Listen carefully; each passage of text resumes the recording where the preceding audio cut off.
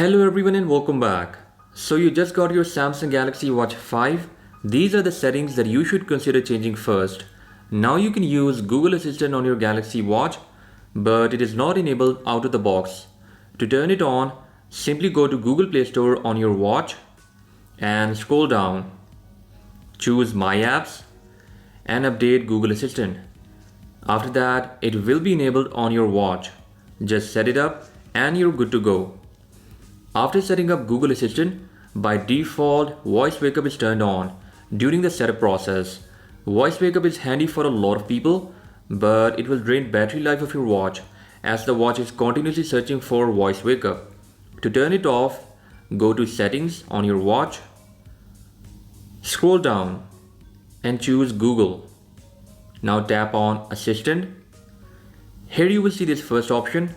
Just turn it off. After turning off Voice Wake Up, you can use Google Assistant by long pressing the home key. You can set it up by going into settings on your watch. Now choose Advanced Features. Scroll down and tap on Customize Keys. Under Home Key, you will see Press and Hold.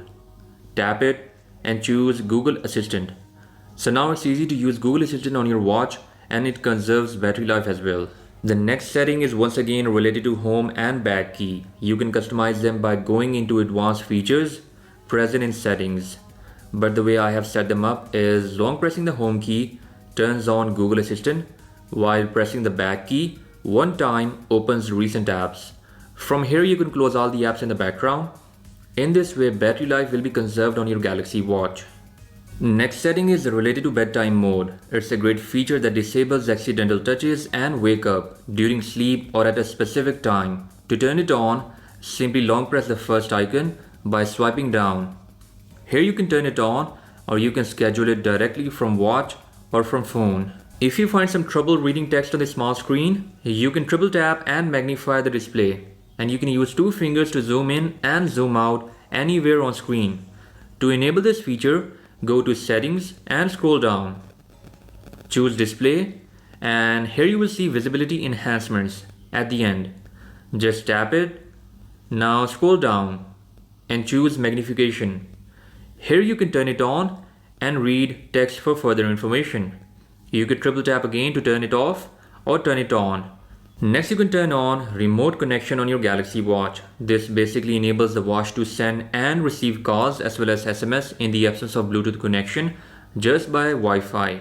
To turn it on, go to Wearable application on your phone, tap on Watch Settings and choose Advanced Features. Scroll down and you will see Remote Connection. Just turn it on. Galaxy Watch 5 has hard fall detection feature that automatically calls your preferred emergency number whenever it detects a hard fall, but by default it is not turned on. To turn it on, go to Wearable application on your phone, choose Watch Settings and tap on Safety and Emergency.